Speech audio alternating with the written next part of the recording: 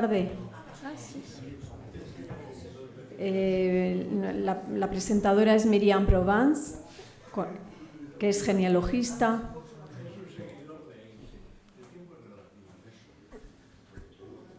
Vamos a dar comienzo a la ponencia esta tarde. Es genealogista, historiadora, autora, caballero de la Orden Nacional del Mérito, vicepresidente de CIEN, miembro del Consejo de Administración y del Comité de Expertos de Genealogistas de Francia, del Comité de Lectores de Archivos Nacionales, de la Academia Internacional de Genealogía, formadora en el Centro Nacional de la Función Pública Territorial, y su ponencia se titula La genealogía familiar frente a los cambios sociales en Francia. Por favor, Miriam. Gracias. Merci à tous d'être là, aussi nombreux. Et puis, merci aussi de m'avoir invité à ce colloque. Voilà, je vais passer donc de Christophe Colomb au XXIe siècle, puisque je vais aborder les changements sociétaux en France, qui, bien que je sois généalogiste professionnel, vont dans quelques décennies, je pense, poser quelques problèmes aux généalogistes futurs. Donc je suis généalogiste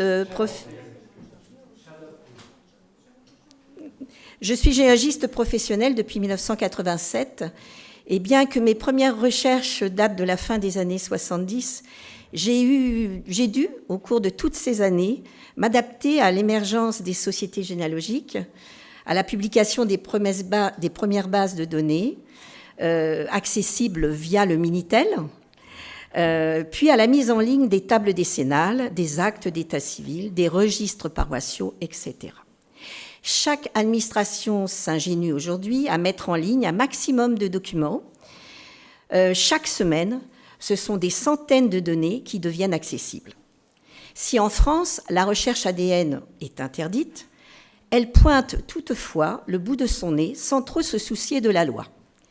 Si à tout cela s'ajoute un tournant sociétal où le schéma familial tente de s'adapter à une société en pleine mutation. Je vais vous parler des mentalités qui changent au nom de la parité, qui qualifie la transmission du nom du père, soit le patronyme, comme une grande inégalité, et au nom des nouvelles parentalités, car si l'hétérosexualité va de soi, puisqu'un couple avec 2 enfants reste le schéma idéal, sont apparues de nouvelles formes d'union civile, comme le pacte civil de solidarité et le mariage pour tous. Mutation qui entraîne des bouleversements dans la rédaction aussi des actes de la vie de tous les jours, civile et administrative. Alors, je crois que c'est là. Voilà.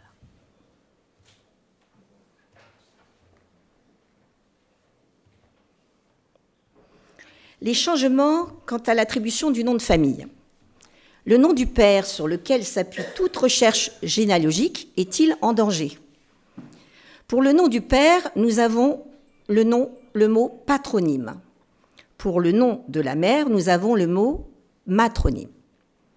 Le plus hésité jusqu'à la loi de 2002 était le patronyme, donnant au nom du père un premier ordre.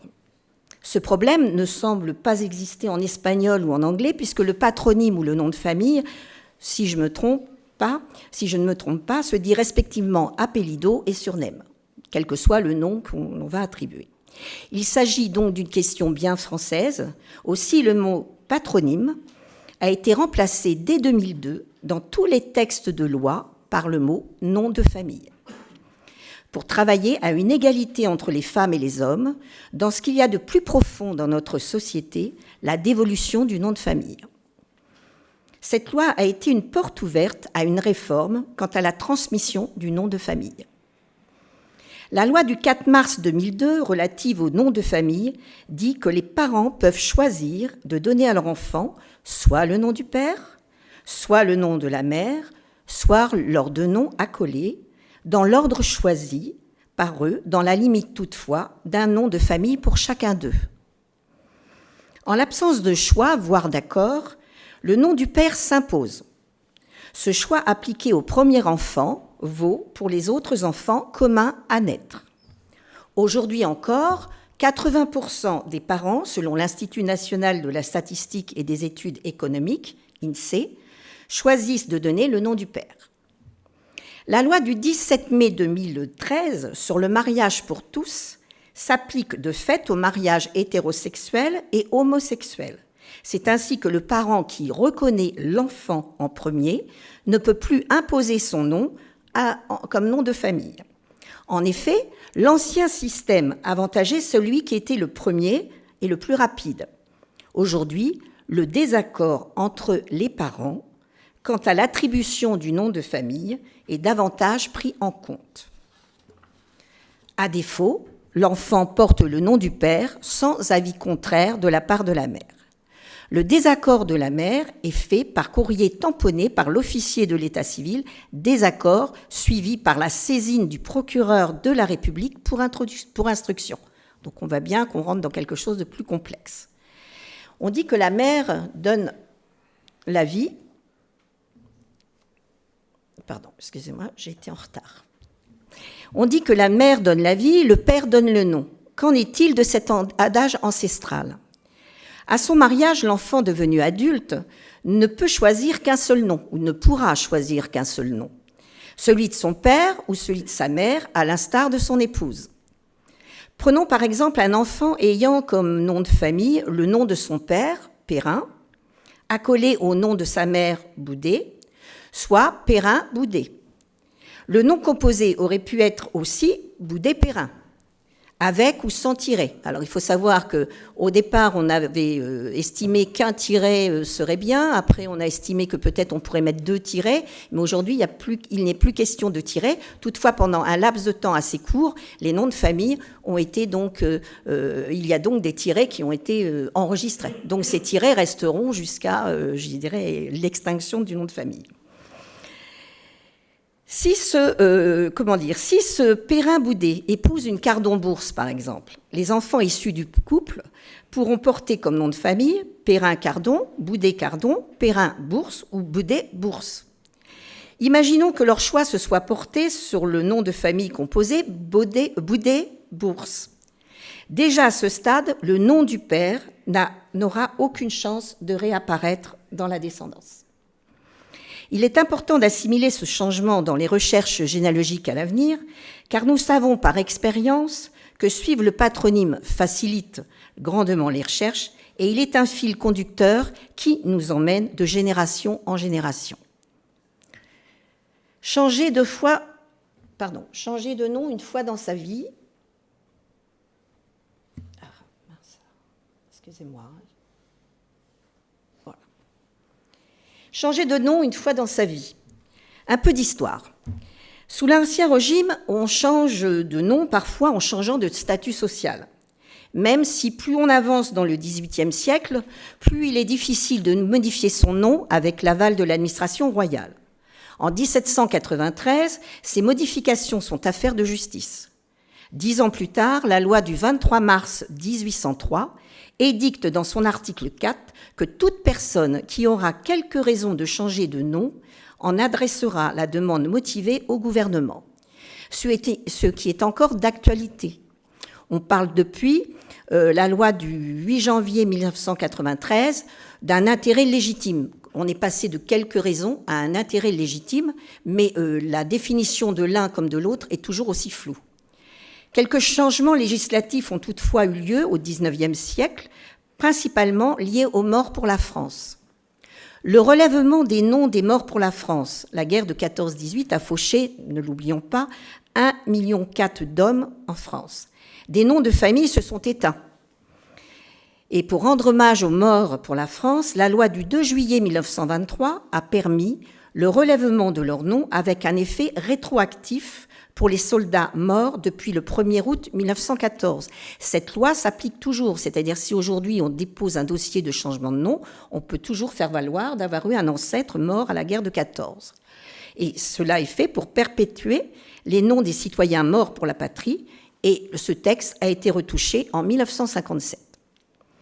Comme dit précédemment, la loi du 8 janvier 1993 remplace la notion quelques raisons par intérêt légitime.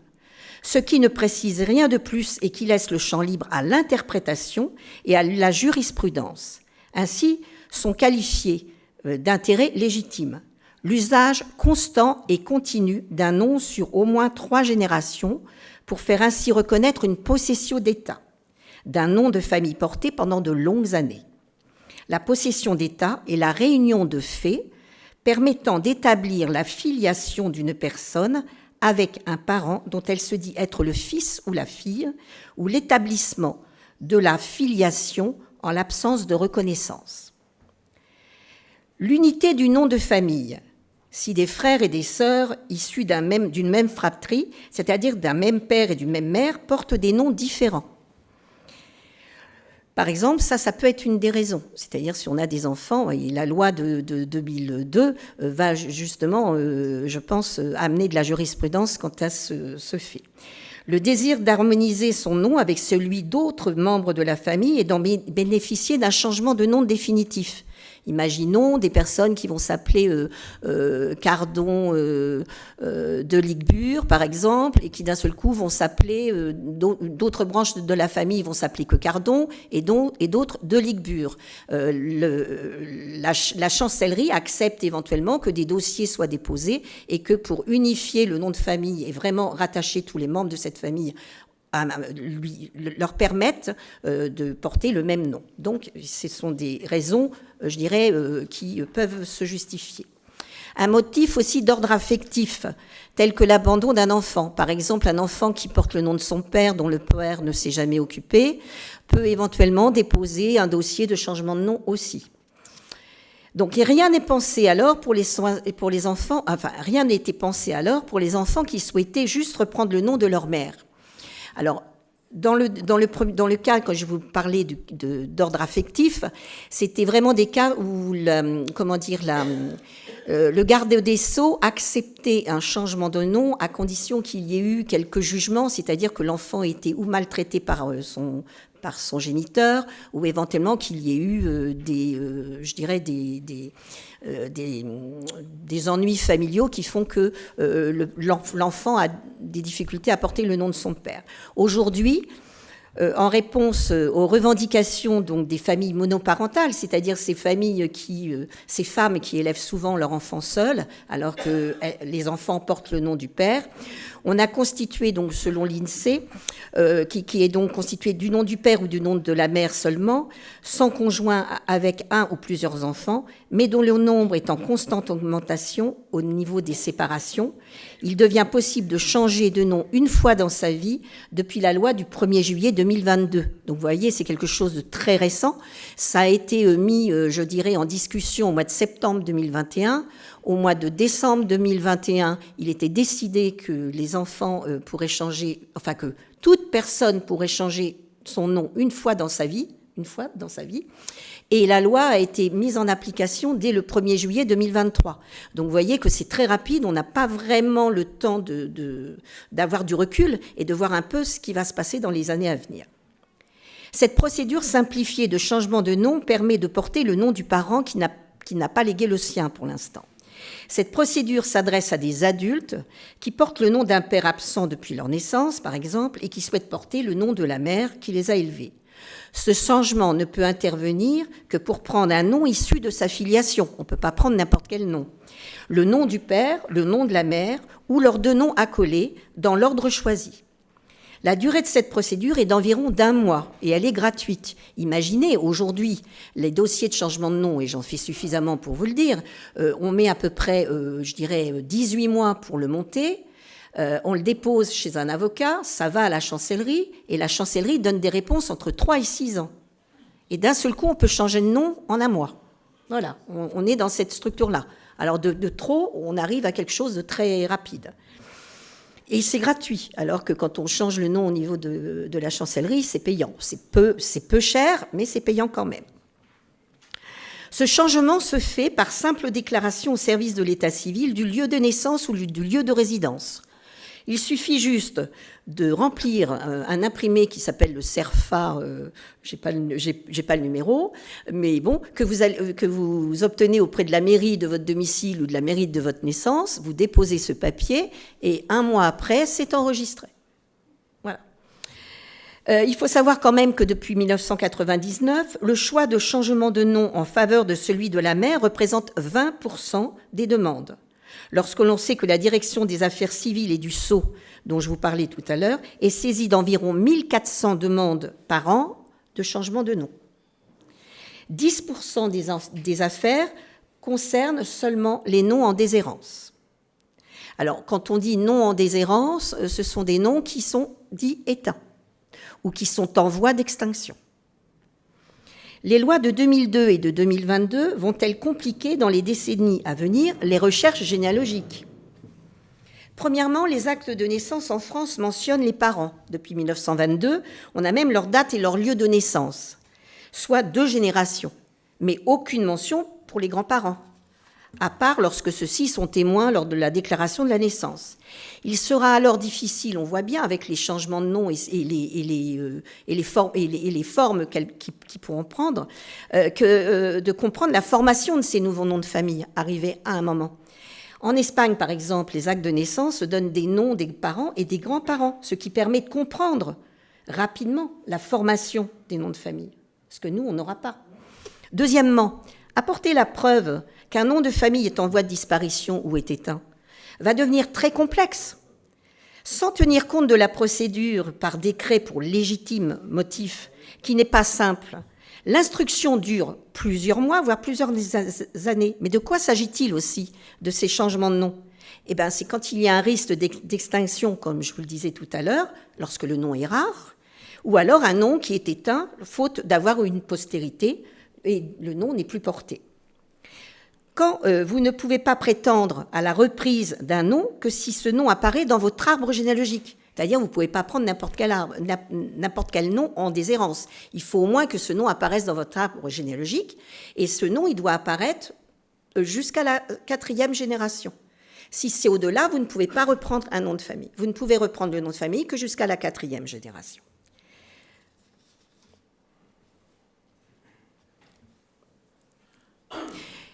Puis, à partir de la personne que vous allez identifier, puisque ça vous fait 16 noms que vous pouvez éventuellement prétendre relever, sauf peut-être le nom patronymique que vous portez, donc ça fait 15. Vous allez donc essayer de voir quel est le nom, mais souvent les gens le savent, hein, quand ils viennent vous voir, vous allez essayer d'identifier le nom qui est en voie d'extinction. Une fois que vous avez identifié la personne dont vous voulez reprendre le nom, vous allez partir d'elle, vous allez remonter 4 générations au-dessus, en ligne directe. À partir de l'ancêtre du couple initial que vous allez avoir identifié, vous allez redescendre toutes les branches filles et garçons jusqu'à aujourd'hui. Et en ayant ce travail, vous apportez la preuve que le nom est éteint ou qu'il n'est pas éteint ou s'il est en voie d'extinction. D'accord ? Donc c'est un travail qui est très lourd.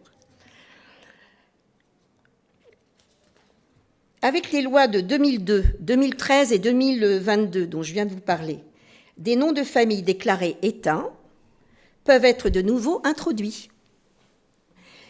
Pour preuve, la décision de justice qui suit. Imaginez, la loi est passée au 1er juillet 2022. Nous avons déjà de la jurisprudence. Pourquoi ? Parce qu'une personne qui avait déposé un dossier de changement de nom il y a 5 ans, là, le nom était éteint. On avait apporté la preuve que le nom était bien éteint. Il n'y avait pas de souci, plus de porteur. La décision du garde des Sceaux intervient 5 ans après. Seulement, entre-temps, une personne avait été, dès le 1er juillet 2022, à la mairie, changée de nom et avait repris le nom de sa mère. Mais comme le nom de sa mère était un nom éteint, d'un seul coup, il réintroduit le nom de sa mère et donc il attaque la personne qui a obtenu la décision par décret de changer de nom parce que le nom n'est pas éteint. Or, la justice a donné raison à la personne qui avait déposé son dossier il y a 5 ans, parce qu'il y a 5 ans, il était de très bonne foi et que le nom était bien éteint. Mais vous voyez bien dans quelle structure on va commencer à rentrer. Alors, par exemple, plusieurs motifs. Excusez-moi, Alors, par exemple, dans le cadre d'une procédure, comme je vous le disais, de changement de nom pour motif légitime, une mère et son fils ont été autorisés par décret en date du 17 juin 2022, donc vous voyez, c'est à ajouter à leur nom de famille celui porté par leur arrière, grand-mère et arrière-grand-père. Oh ben mince, ça va bien. Plusieurs membres de la famille décident alors de faire opposition à ce décret, et c'est là que nous avons donc la possibilité pour ce dossier-là, la personne a eu gain de cause. Alors, les changements sociétaux. Les situations de pluriparentalité biologique et sociale se sont multipliées. Elles remettent en question le modèle généalogique occidental basé sur les liens du sang, en remettant en cause la notion même de parenté. Coexistent aujourd'hui des couples pacsés depuis 1999, le mariage pour tous depuis 2013 et l'accès aux femmes seules ou en couple à la procréation médicalement assistée. On se marie moins et on opte de plus en plus pour des pactes d'union civile, pour des unions libres, et on assiste à une croissance des désunions conjugales. La filiation s'établit donc différemment pour les parents liés par un PACS. On dit que la filiation est naturelle avec la mère si le nom de la mère apparaît sur l'acte de naissance. Par contre, la filiation avec le père n'est pas automatique. Donc le père doit reconnaître son enfant.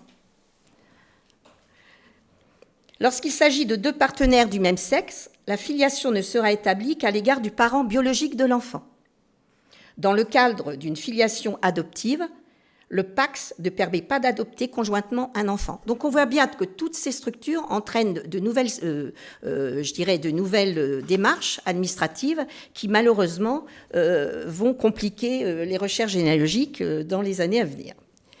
En 2000, par exemple, on estime à environ 10 000 adoptions simples, qui, contrairement à l'adoption plénière, ajoutent une filiation à l'adopté, puisque de ce fait, il a 3 parents. Donc d'ailleurs, même dans les programmes de généalogie, aujourd'hui, on estime qu'on n'a que 2 parents.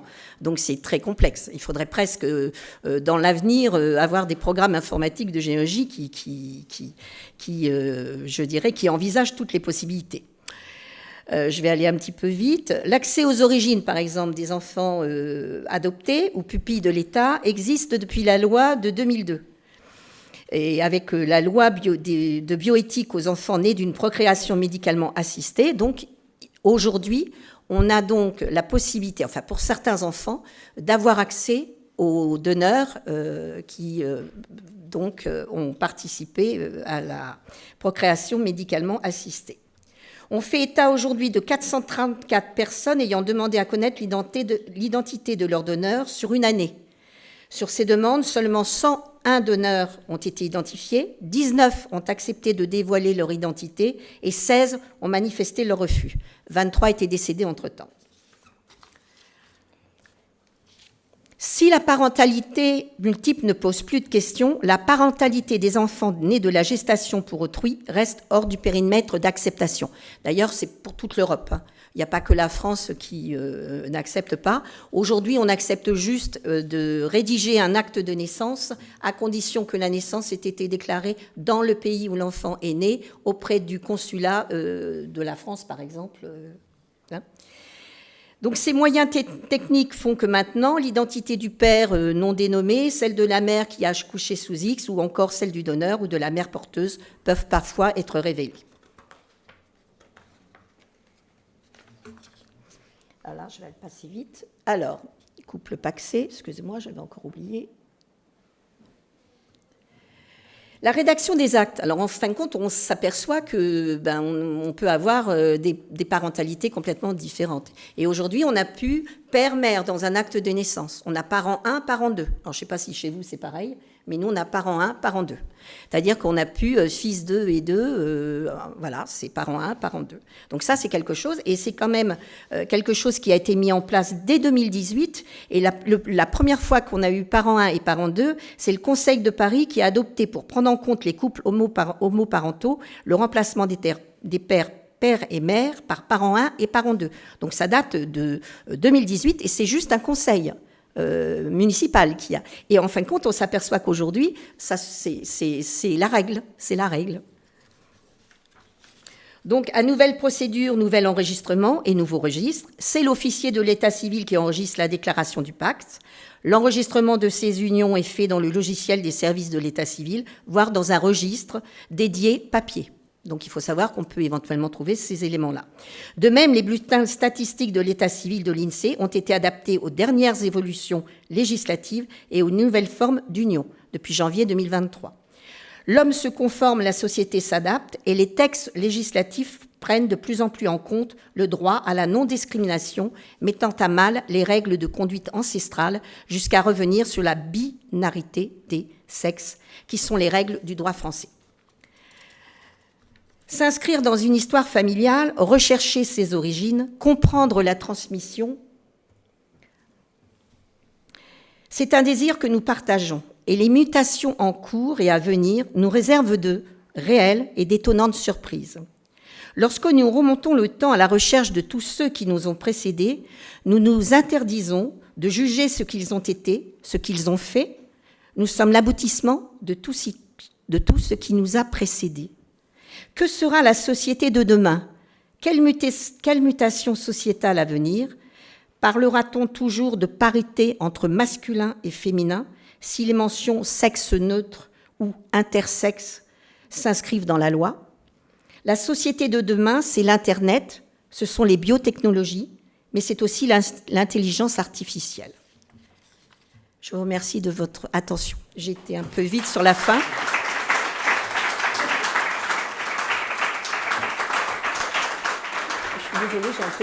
Bueno, muchas gracias. Es muy interesante conocer cómo ha sido la evolución del uso del nombre y de los apellidos en Francia y poderlo comparar con la situación de nuestros propios países, que es tan diferente. Sí. Entonces, muchas gracias. No sé si hay alguna pregunta o alguna consideración que quiera hacer algún miembro de algún asistente. Sí. I would like to comment this name-changing problem. Then it's not only in one direction. There are many cases when the man has to change or did change his name when he married a woman which was of higher degree. And in many German medieval towns, it was very usual that the women were always in their birth name. And in my family, it is so. My family. Dirk, can you help us, please? In my family, it is so that we had a land, and this land was a wife Freudo. So in German, Kunkelehen.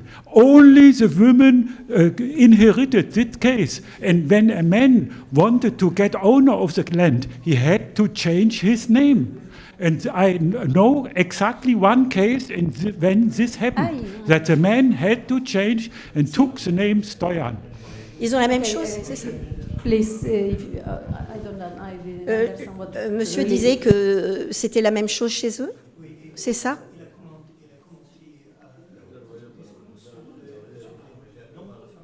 Oui.